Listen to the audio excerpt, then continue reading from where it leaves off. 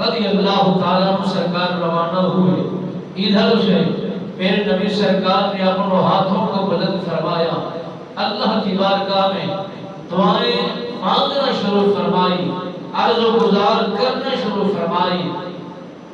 یہ تلوار لہراتے ہوئے سفر طے کر رہے ہیں، اور نعیم بن عبداللہ نامی شخص نے دیکھا کہ حضرت عمر بن خطاب رضی اللہ تعالیٰ عنہ سرکار کے چہرے پر جلال دکھتا ہے اور انداز مختلف ہے، طریقہ کار چال کا مختلف ہے، خون بڑی شدت اختیار کیے ہوئے ہیں۔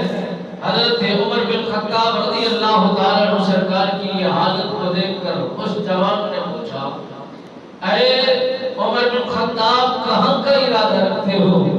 کس طرف جانا چاہتے ہو؟ مقصود کیا ہے؟ تمہارا ارادہ کیا ہے؟ تمہاری منزل کیا ہے؟ حضرت عمر بن خطاب رضی اللہ تعالیٰ عنہ سرکار اس وقت حالت ایمان میں نہیں تھے، اسلام میں دخول نہیں تھا۔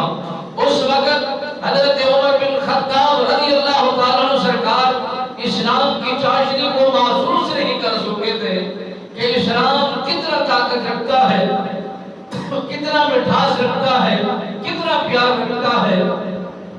اپنی تلوار کو لہراتے ہوئے، یہ بات کی گواہی دیتے ہوئے، لوگوں کو بتاتے ہوئے ہمارے آباء و اجداد کے دین کو چھڑایا جا رہا ہے، اور لوگ چوک در چوک محمد عربی سرکار کی خدمت میں ہدیہ درود و سلام پیش کر رہے ہیں، اپنی عقیدت و محبت کے پھول نشاور کر رہے ہیں، جانیں قربان کرنے کے لیے تیار ہو چکے ہیں۔